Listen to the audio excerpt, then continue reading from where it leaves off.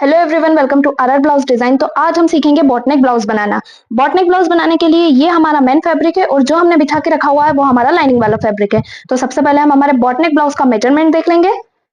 ये हमारे ब्लाउज का पूरा मेजरमेंट है। इसमें जो हमारा अपर बस्ट है वो 39 इंच का है और जो हमारा फुल बस्ट है यानी कि जो हमारे चेस्ट का साइज है वो 40 है। तो आज हम हेवी चेस्ट साइज में सीखने वाले हैं बॉटनेक ब्लाउज की स्टिचिंग और कटिंग। यहाँ पे जो हमने लाइनिंग वाला फैब्रिक लिया है वो पूरा हमारा 1.25 मीटर है, क्योंकि जो हमारा चेस्ट का साइज है वो बहुत हैवी है और जो हमारी स्लीव की लेंथ है वो भी ज्यादा है, इसलिए यहाँ पे हमने 1.25 मीटर लाइनिंग वाला फैब्रिक लिया है। आप चाहे तो 1 मीटर फैब्रिक का यूज करके भी बॉटनेक ब्लाउज बना सकते हैं। बहुत ही इजी तरीके से आज हम बॉटनेक ब्लाउज की कटिंग और स्टिचिंग सीखेंगे। आपका चेस्ट का साइज जो भी रहेगा इन फॉर्मूले का यूज करके आप भी बॉटनेक ब्लाउज बनाना सीख सकते हैं। तो सबसे पहले हम अपने ब्लाउज की लंबाई देखेंगे और लंबाई के लिए निशान लगाएंगे। तो यहाँ पे हमारे ब्लाउज की लेंथ कितनी है? 15.5 इंच। इसमें +1 करके हम ये निशान लगाएंगे 16.5 इंच पे।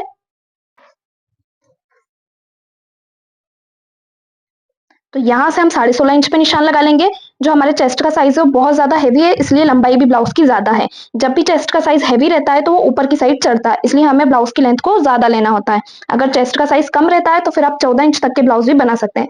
अभी चेस्ट का साइज ज्यादा है इसलिए हमने लंबाई भी ज्यादा रखी है। तो यहाँ से हमने लंबाई के लिए कितने इंच पे निशान लगाया? 16.5 इंच पे। और जब ब्लाउज बन के रेडी होगा तो हमारी फिक्स लंबाई आएगी 15.5 इंच। अब इस लाइन को हम स्ट्रेट कर देंगे।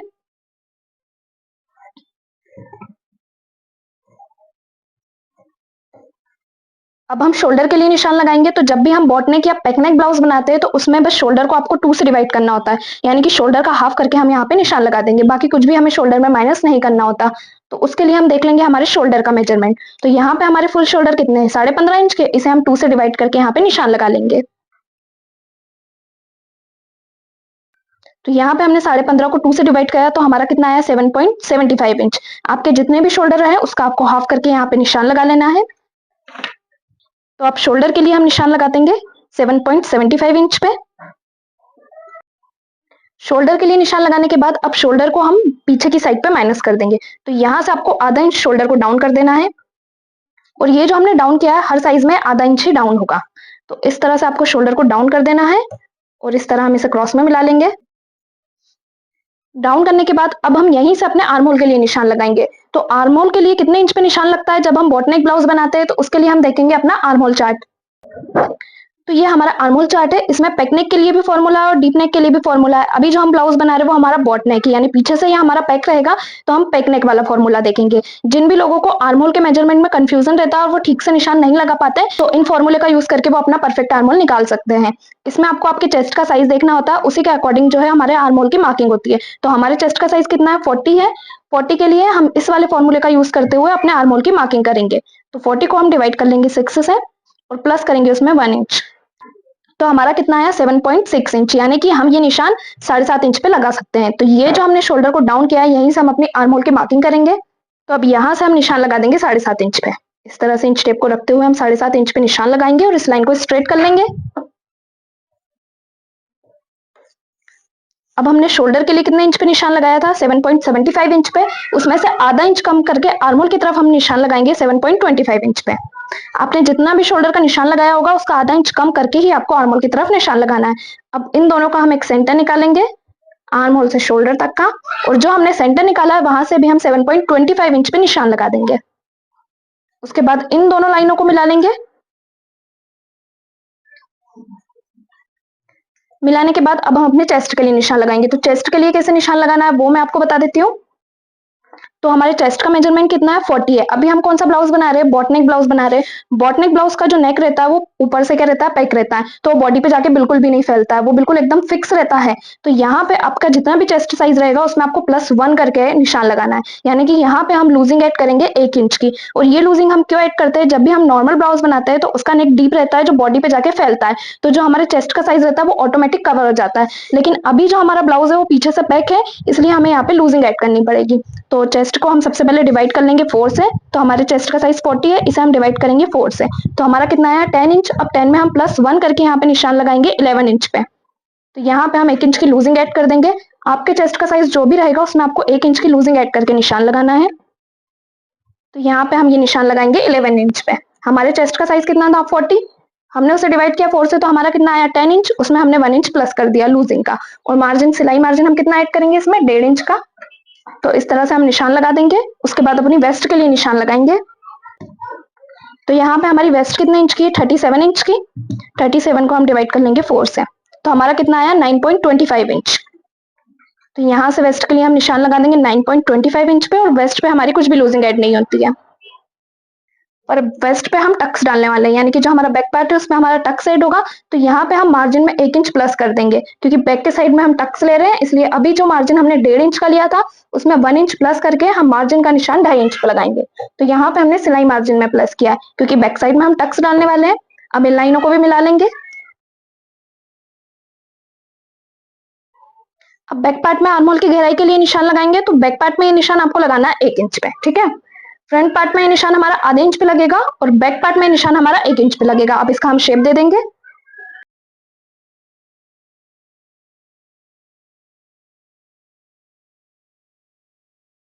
तो इस तरह से आपको आर्महोल का शेप दे देना है। आर्महोल को हम बैक साइड से डाउन करेंगे। ये क्यों डाउन करते हैं? ताकि हमारे आर्महोल में क्रीज ना आए। तो पीछे की साइड से 0.3 इंच पे आपको निशान लगा लेना है। ये जो हमारी चेस्ट की लाइन है, यहाँ से आपको इंच टेप को रखते हुए 0.3 इंच पे निशान लगाना है, और इस तरह से इसे क्रॉस में मिला लेना है। अब जो आपके आर्महोल की फिटिंग और फिनिशिंग दोनों परफेक्ट आएगी, ठीक है। इसके बाद अब हम शोल्डर को माइनस करना देखेंगे। तो यहाँ से आपको 0.75 इंच शोल्डर को माइनस कर देना है, और शोल्डर को स्ट्रेट कर लेना है। अब यहाँ भी बहुत से लोगों को पफ आता है, इसलिए हमने शोल्डर को माइनस किया। तो हर साइज में यहाँ पे हमारे 0.75 इंच के शोल्डर माइनस होंगे। तो यहाँ से आपको शोल्डर को माइनस करना है, और यहाँ से आर्महोल को 0.3 इंच डाउन कर देना है। शोल्डर को माइनस करने के बाद अब हम रेडी शोल्डर के लिए निशान लगाएंगे। तो उसके लिए हम देख लेंगे हमारे रेडी शोल्डर का मेजरमेंट। तो हमारे रेडी शोल्डर कितने इंच के? 2.25 इंच, यानी कि हमारे जो रेडी शोल्डर है वो 2.25 इंच के। जब भी हम बॉटनेक ब्लाउज बनाते हैं तो उसमें शोल्डर कम ही लेना होता है।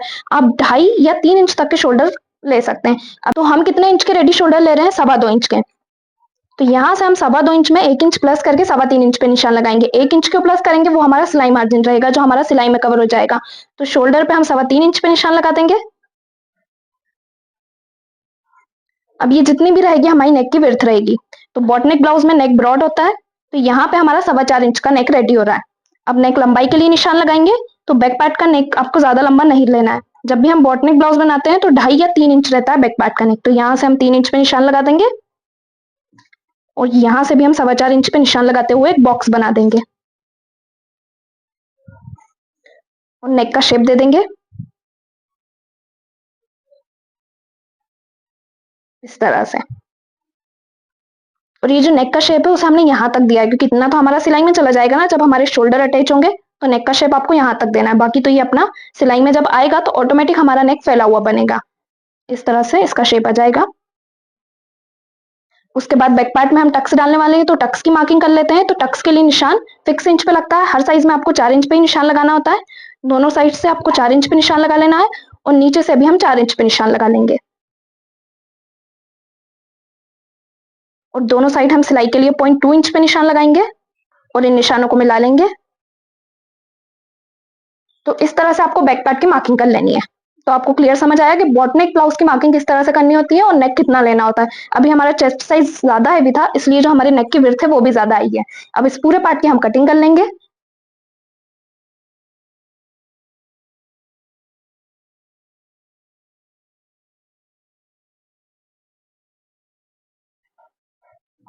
तो ये हमारा बैक पार्ट कट के रेडी हो चुका है। अब हम फ्रंट पार्ट को कट करना देखेंगे। तो फ्रंट पार्ट को हम डायरेक्ट लाइनिंग वाले फैब्रिक पे कट नहीं करेंगे। सबसे पहले हम फर्मे पे कट करेंगे। क्यों? क्योंकि आज का जो हमारा ब्लाउज है वो बॉटनेक विद प्रिंसेस कट ब्लाउज होने वाला है।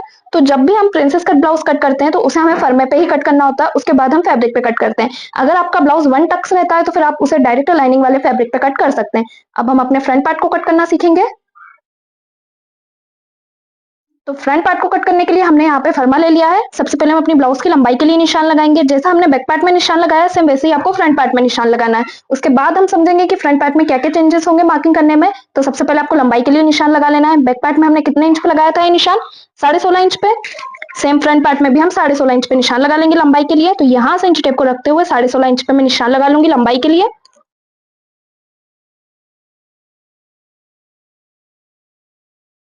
उसके बाद हम अपने शोल्डर के लिए निशान लगाएंगे। तो शोल्डर हमने कितने निकाले थे? 7.75 इंच। तो यहाँ भी हम 7.75 इंच पे लगाएंगे। उसके बाद शोल्डर को हमने आधा इंच डाउन किया था, तो यहाँ से भी हम आधा इंच शोल्डर को डाउन करेंगे। डाउन करके हम इसे क्रॉस में मिला देंगे।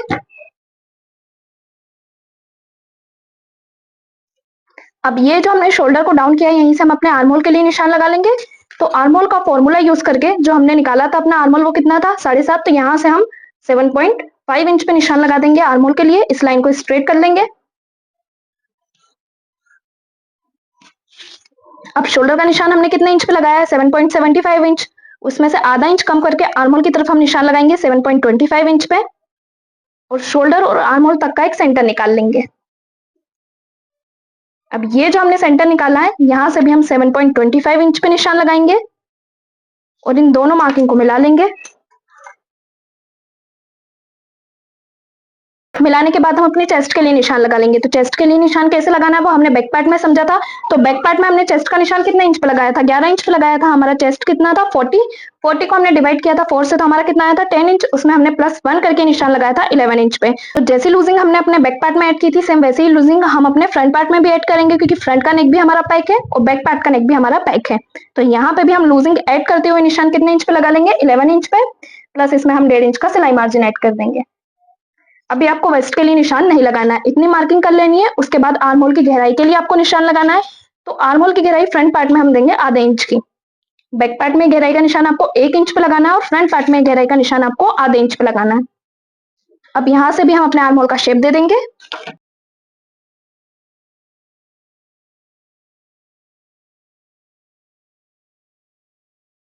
तो इस तरह से रखते हुए आपको आर्म होल का शेप दे देना है।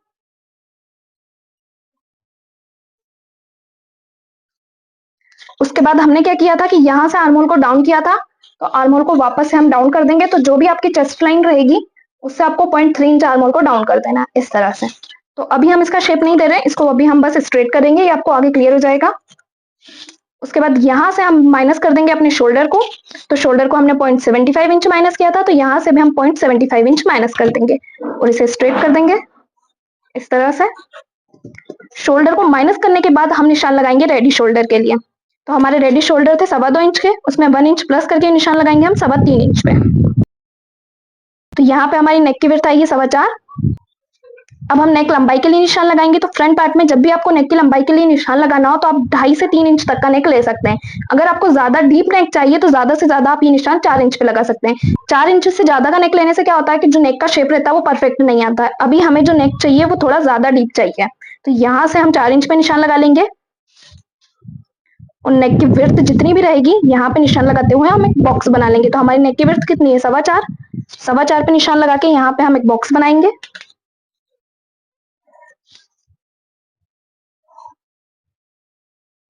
जब भी हम नेक की लंबाई 2.5 या 3 रखते हैं तो जो नेक का शेप रहता है वो बिल्कुल परफेक्ट आता है। अभी हमने ज्यादा रखी है क्योंकि हमें ज्यादा चाहिए थी।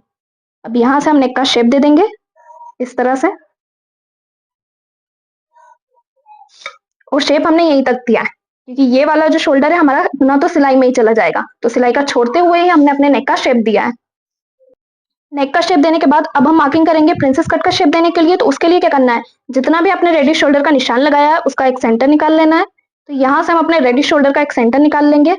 अब ये जो सेंटर निकाला है यहीं से हम निशान लगाएंगे अपने शोल्डर टू एपेक्स के लिए। तो हमारे शोल्डर टू एपेक्स का मेजरमेंट देख लेंगे। हमारे शोल्डर टू एपेक्स कितना है 10 इंच। 10 में आपको आधा इंच प्लस करके निशान लगाना है 10.5 इंच पे।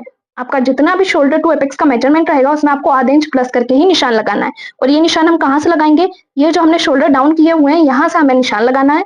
तो इंच टेप को रखते हुए हम ये निशान लगा देंगे 10.5 इंच पे।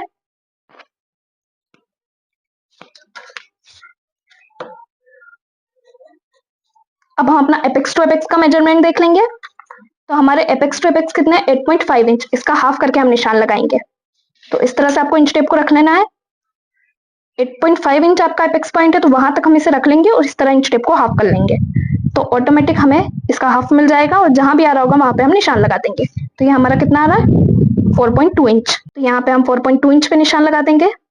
अब ये कितना आया हमारा 4.2 इंच आया।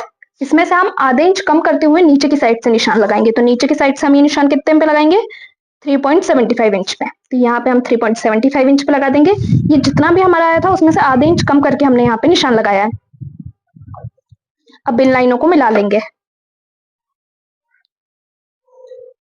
इस तरह से। उसके बाद डॉट पॉइंट के लिए निशान लगाएंगे। तो चेस्ट का साइज हैवी है तो हम डॉट पॉइंट यहाँ पे 2 इंच का लेंगे। तो यहाँ से हम 2 इंच पे निशान लगा देंगे डॉट पॉइंट के लिए और इसे भी क्रॉस में मिला लेंगे।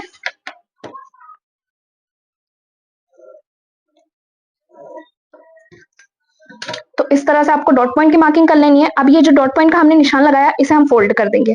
तो फोल्ड कैसे करेंगे, दोनों डॉट पॉइंट को आपको एक दूसरे के ऊपर जमा लेना है इस तरह से, क्योंकि ये हमारा सिलाई में कवर होगा। अब यहीं से हम अपनी वेस्ट के लिए निशान लगाएंगे। तो वेस्ट हमने कितने इंच की निकाली थी, 9.25 इंच। तो यहां से हम निशान लगाएंगे 9.25 इंच पे, प्लस हम इसमें रखेंगे 1.5 इंच का मार्जिन। तो इस तरह से करनी है आपको वेस्ट की मार्किंग। पहले डॉट पॉइंट के लिए निशान लगाना है, उसके बाद ही आपको वेस्ट की मार्किंग करनी है। अब इन लाइनों को भी हम मिला लेंगे इस तरह से। अब यहाँ पे डॉट पॉइंट की मार्किंग करने के बाद आर्महोल की तरफ भी हम डॉट पॉइंट की मार्किंग करेंगे। तो आर्महोल की साइड से आपको कितना लेना है डॉट पॉइंट, तो ये जो आपकी चेस्ट लाइन है यहाँ से हम ये निशान लेंगे 1.5 इंच पे। तो आपको कितना लेना है, 1.5 इंच। अगर आपके चेस्ट का साइज 36 से ऊपर रहता है तो आपको ये निशान 1.5 इंच पे लगाना है, और अगर 36 से नीचे रहता है तो फिर ये निशान आपको 1.25 इंच पे लगाना है। अब 1.5 का हम हाफ करेंगे, इस तरह से इंच टेप को रखते हुए आपको 1.5 का हाफ कर लेना है। तो ये हमारा कितना आया, आधा इंच। यहाँ से हम आधा इंच पे निशान लगाएंगे। तो ये हाफ करके निशान हमने क्यों लगाया है, क्योंकि यहीं से हम वापस से 1.5 इंच पे निशान लगाएंगे। तो इससे हमें पता चल जाता है कि जो हमारा डॉट पॉइंट है वो कितने इंच पे दबेगा, मतलब कितने इंच पे हमारा सिलाई में कवर हो जाएगा। यहाँ पे हमने डॉट पॉइंट 2 इंच का लिया है, लेकिन यहाँ का डॉट पॉइंट हमें नहीं पता है। तो उसे आपको कैसे निकालना है, पहले चेस्ट लाइन से हमने 1.5 इंच पे निशान लगाया है, फिर 1.5 का हाफ करके हमने साइड में निशान लगाया, और फिर यहाँ से हमने निशान लगाया है 1.5 इंच पे। ठीक है, अब इन दोनों को, यानी कि ये दोनों जो है हमारे सिलाई में कवर होंगे, तो इसे भी हम अपने अपेक्स पॉइंट से मिला देंगे इस तरह से। तो इस तरह से मार्किंग कर लेनी है आपको प्रिंसेस कट के लिए। उसके बाद अब इस लाइन का हम शेप देंगे। तो शेप देने के लिए आपको नीचे वाली लाइन का एक सेंटर निकाल लेना है। इंच टेप को रखते हुए नीचे वाली लाइन का हम सेंटर निकालेंगे, और यहाँ पे हम 3 सेंटर निकालेंगे। तो इस लाइन का भी सेंटर निकालेंगे, और जो हमारी नीचे वाली लाइन है उसका भी हम एक सेंटर निकालेंगे। अब जो हमारा बीच वाला सेंटर है उससे हम 0.3 इंच ऊपर आएंगे और इस लाइन का शेप देंगे। तो ये वाला जो सेंटर है उसे हल्का सा ऊपर आते हुए आपको इस तरह से शेप दे देना है। फिर ये वाला जो सेंटर है यहाँ से नीचे ले जाते हुए मिला देना है। तो इस तरह से आपको इसका शेप देना है। शेप देने के बाद इन दोनों लाइनों को हम नाप के देखेंगे कि ये दोनों लाइन हमारी बराबर है या नहीं। सेम इन दोनों लाइनों को भी हम नाप के देखेंगे, ताकि जब हम सिलाई से अटैच करेंगे तो हमारे दोनों पार्ट इक्वल आए। तो इनको नापने के लिए आपको क्या करना है, इंच टेप को रखना है सबसे पहले फर्स्ट लाइन के ऊपर। फर्स्ट वाली लाइन हम नाप के देखेंगे, तो ये कितने इंच पे रेडी हो रही है हमारी, 5.75 इंच पे। अब सेकेंड वाली हम देख लेंगे कितने इंच पे रेडी हो रही है। तो ये तो हमारी 6 इंच पे रेडी हो रही है। तो आपको कहां तक निशान लगा लेना है इस लाइन में, 5.75 इंच तक, ताकि हमारी दोनों लाइन जो है इक्वल आ सके। तो हमने यहाँ पे 5.75 इंच पे निशान लगा लिया, क्योंकि हमारी ये लाइन भी 5.75 इंच पे आ रही थी। तो अब जितना निशान हमने यहाँ लगाया उसका डबल हमें पीछे से माइनस करना होता है। तो ये निशान हमारा कितने इंच पे आया, तो ये निशान हमारा 0.2 इंच पे आया। इसका डबल यानी कि 0.4 इंच हम यहाँ से माइनस कर देंगे और इसे क्रॉस में मिला लेंगे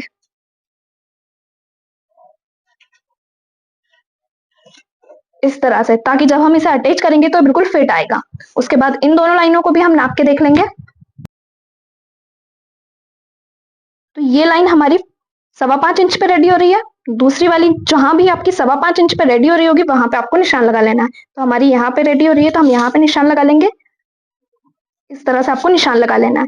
अब ये जो हमने आर्मोल को डाउन किया था, हमने यहाँ पे 0.3 इंच पे ऑलरेडी निशान लगाया हुआ है। इस लाइन को स्ट्रेट करते हुए ये जो हमने अभी निशान लगाया है 5.25 इंच वाला, उससे मिला देंगे और मिला के यहाँ पे बनाएंगे हम एक नया आर्मोल। यहाँ पे हम एक नया आर्मोल बना लेंगे। अब ये नया आर्मोल हमने क्यों बनाया है, क्योंकि उसमें हमारा आर्मोल का सारा क्रीज कवर हो जाएगा। आर्मोल में जो झोल आने की प्रॉब्लम होती है वो नहीं आएगी। यहाँ पे ये जो हमारा पॉइंट आ रहा है इसको हम कट कर देंगे नए आर्मोल को बनाते हुए, तो वो आपको कटिंग में समझ आ जाएगा। तो अगर इस तरह से आप आर्मोल की कटिंग करते हैं तो जिसको भी बॉटनेक में प्रॉब्लम आती है कि उनका आर्मोल फिट नहीं होता, तो आपको इस तरह से आर्मोल की कटिंग करनी है। बॉटनेक ब्लाउज के जो नेक होते हैं वो बहुत छोटे होते हैं, इसलिए बॉडी पे पूरी तरह से चिपका होता है, तो आर्मोल में बहुत ज्यादा क्रीज आते हैं। लेकिन अगर आप इस तरह से आर्मोल की मार्किंग करते हैं तो जो आपको प्रॉब्लम रहती है वो नहीं आएगी और शोल्डर भी बिल्कुल फिट बैठेंगे आपके। अब जो हमारा फ्रंट वाला पार्ट है उसमें हम उकाई की पट्टी रखने वाले हैं। बैक वाला पार्ट हमारा पूरी तरह से पैक रहेगा और जो फ्रंट वाला पार्ट है उसमें जो हम उकाई की पट्टी अटैच करेंगे वो हमारी बस यहाँ तक रहेगी। तो वो हमारी नीचे तक क्यों रहेगी, क्योंकि फ्रंट वाले पार्ट में अगर हम पूरे में उकाई की पट्टी लगाते हैं यहाँ पे तो जो उसका लुक रहता है वो उतना फिनिशिंग से नहीं आ पाता है। बॉट नेक ब्लाउज जो रहते हैं वो पैक ही अच्छे लगते हैं फ्रंट से भी और बैक से भी। तो आपको अगर फ्रंट पैक चाहिए और बैक पैक चाहिए और साइड में जिप भी नहीं चाहिए तो फिर आप नीचे की साइड पे हुकाई पट्टी रख सकते हैं, क्योंकि जब हम साइड में जिप अटैच करते हैं तो वो भी थोड़ी अनकंफर्टेबल रहती है। तो अगर आप इस मेथड का यूज करके ब्लाउज को स्टिच करेंगे तो जो आपके ब्लाउज की फिटिंग और फिनिशिंग है वो दोनों परफेक्ट आएगी और जो आपके नेक है वो भी आगे पीछे से पैक रहेंगे और ब्लाउज भी बिल्कुल कंफर्टेबल रहेगा। और जिनको समझ नहीं आ रहा है कि हुकाई की पट्टी कैसे अटैच होगी वो भी मैं थोड़ा क्लियर समझा देती हूँ आपको। तो आप लोगों को समझाने के लिए यहाँ पे हमने नेक के पैटर्न को ड्रॉ कर लिया। ये हमारे फ्रंट पार्ट के नेक का पैटर्न है। तो यहाँ पे जो हमारी हुकाई की पट्टी रहेगी वो बस नीचे नीचे आएगी। जो ऊपर का आपका पार्ट रहेगा वो पूरी तरह से पैक रहेगा और जहाँ पे हमने ये फ्रंट पे लाइन खींची हुई है ये हमारी हुकाई की पट्टी आएगी। तो इस पट्टी को कैसे अटैच करना होता है उसके लिए आपको हमारे स्टिचिंग का वीडियो पूरा देखना पड़ेगा। तो स्टिचिंग के वीडियो में आपको क्लियर समझ आ जाएगा कि इस टाइप की पट्टी को बिल्कुल फिनिशिंग के साथ कैसे अटैच करना होता है। तो ये जो पट्टी है वो हमारे फ्रंट पार्ट में यहाँ पे अटैच होगी, यहाँ पे। तो वेस्ट में हम एक्स्ट्रा मार्जिन ऐड कर लेंगे यहाँ पे 0.5 इंच का, क्योंकि हम हुकाई की पट्टी अटैच करने वाले हैं। तो यहाँ पे हम 0.5 इंच का और मार्जिन ऐड कर लेंगे, ठीक है। और इसे भी इसी तरह क्रॉस में हम मिला लेंगे, क्योंकि बस हमारी वेस्ट में ही ये पट्टी अटैच होगी, पूरे पार्ट में अटैच नहीं होगी। तो सिर्फ आपको वेस्ट में ही मार्जिन को ऐड करना है। तो इस तरह से हमारे फ्रंट पार्ट का लुक रहेगा। तो आपको क्लियर हुआ कि किस तरह से हुकाई की पट्टी को अटैच करना होता है। और अगर आप पूरा ओपन रखना चाहे तो पूरा ओपन भी रख सकते हैं, उसके लिए आपको पूरे में मार्जिन ले लेना है यहाँ पे। और अगर आप साइड में जिप अटैच करना चाहते हैं तो जिप भी अटैच कर सकते हैं। अब उसके बाद हम इस पूरे पार्ट की कटिंग कर लेंगे और आर्म होल को कट करना हम बाद में देखेंगे।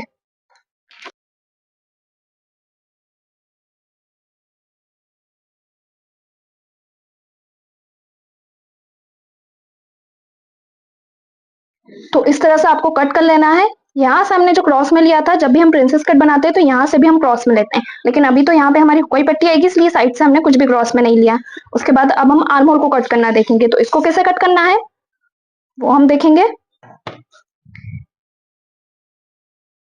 ये दोनों जो हमारे टक्स पॉइंट है इस एक दूसरे के ऊपर आपको जमा लेना है इक्वली। तो फर्स्ट वाला जो हमारा टक्स पॉइंट है उसे फोल्ड करते हुए हम दूसरे वाले टक्स पॉइंट के ऊपर जमा लेंगे।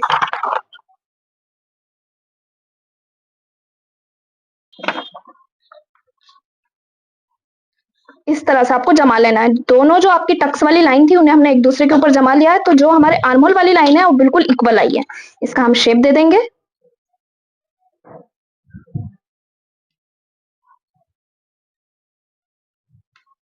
इस तरह से गोलाई में आपको शेप दे देना है।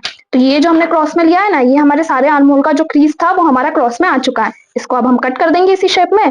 और जो हम कट करेंगे वो आपको यहाँ से कट करना है। जो हमने बैक साइड में 0.3 इंच आर्महोल को डाउन किया था ना, वहां से आपको ले जाते हुए इसको कट कर लेना है। और कट करते हुए ये जो हमने शोल्डर डाउन कर रखे हैं इस वाली लाइन तक आपको लेके आना है।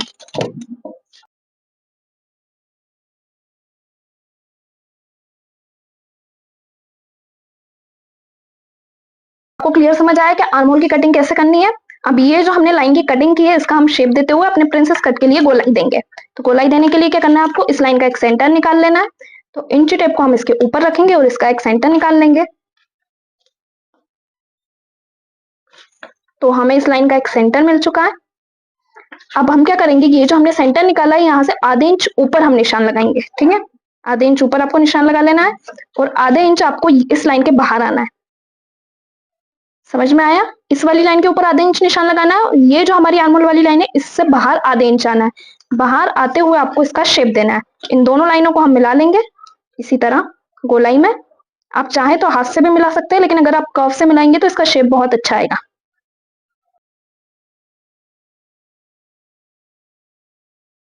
अब ये जो हमने शेप दिया है इसको इसी तरह से हम कट करेंगे।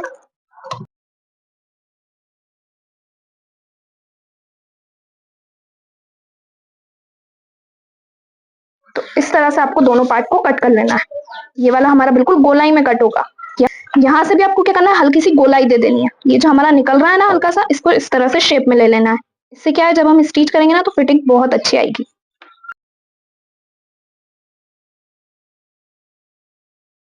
तो अभी हमारा पूरा गोलाई में आ गया ना, तो आपको भी इस तरह से गोलाई में शेप ले लेना है। उसके बाद यहाँ से भी अगर आपका पॉइंट आ रहा होगा तो उसको भी आपको कट कर लेना है। हमारा अभी इसमें कुछ भी पॉइंट नहीं आ रहा है। अब इसको हम लगा के भी देख लेंगे यहाँ से। तो यहाँ से हम लगा के देखेंगे ताकि जब हम स्टिच करेंगे तो ये हमारा पूरा बराबर आएगा, ठीक है। अब ये जो हमारा सेंटर पॉइंट है यहाँ पे हम कट के निशान लगाएंगे। ताकि हमें स्टिच करने में इजी रहेगा। यहाँ पे जो हमारे फर्मे कट के रेडी हो चुके हैं। आपको समझ में आया किस तरह से आपको प्रिंसेस कट के लिए फर्मे को रेडी करना है। उसके बाद जब हम इसकी लाइनिंग वाले फैब्रिक पे कटिंग करेंगे तो आपको इसमें मार्जिन ऐड करना है, जो हमारा सिलाई मार्जिन रहेगा। तो यहाँ से आपको 0.5 इंच का सिलाई मार्जिन लेना है, प्लस यहाँ से भी हमारा 0.5 इंच का मार्जिन आएगा ये पूरे में, क्योंकि ये हमारा सिलाई में जाएगा ना, तो यहाँ से आपको सिलाई मार्जिन ऐड करना है और इसमें भी आपको सिलाई मार्जिन ऐड करना है। दोनों साइड पे हमारा सिलाई मार्जिन आएगा। तो सिलाई मार्जिन कैसे लेना है वो हम आगे वीडियो में देखेंगे। आपको डबल फोल्ड करके आपके लाइनिंग वाले फैब्रिक को बिछा लेना है। अब फ्रंट पार्ट हमारा पैक रहने वाला है, तो जो लाइनिंग वाला साइड आपका रहेगा उसका जो ऑन फोल्ड साइड रहेगा, यानी कि जो आपका पैक वाला साइड रहेगा, उसे आपको आपकी साइड पे रख लेना है, ठीक है। इसके बाद हम सबसे पहले अपना नेक वाला फर्मा लेंगे। जिस साइड आपका नेक है उस वाले फर्मे को लेना है और इस तरह से अच्छी तरीके से आपको बिछा लेना है। अगर आप फ्रंट पूरा ओपन रखना चाहते हैं तो यहाँ से आपको हुकाई पट्टी के लिए मार्जिन ले लेना है। अभी नीचे की साइड हमारी हुकाई पट्टी रहेगी, इसलिए हमने बैक की साइड में इसका मार्जिन ऐड किया है। और अगर आप पूरा ओपन रखना चाहते हैं तो फिर आपको फ्रंट से ही मार्जिन को ऐड करना है। पर अभी हमारा फ्रंट हमें पैक रखना है, तो हम पैक वाली साइड पे फर्मे को बिछा लेंगे। इस पूरे फर्मे की मार्किंग अब हम फैब्रिक के ऊपर कर लेंगे।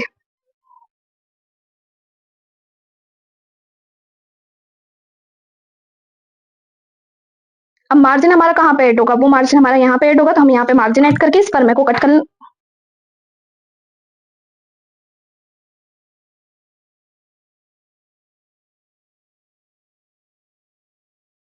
अब ये जो हमने निशान लगाया था अपने एपेक्स पॉइंट वाला, उस पर हम कट का निशान लगा लेंगे यहाँ पे। और जब आप स्टिचिंग का वीडियो देखेंगे तो उसमें आपको क्लियरली समझ आ जाएगा कि किस तरह से इन दोनों कट के निशानों को इक्वल लेना है। तो ये वाला पार्ट हमारा कट चुका है, अब दूसरा वाला पार्ट हम कट करेंगे। अब इसकी भी पूरी मार्किंग हम कर लेंगे।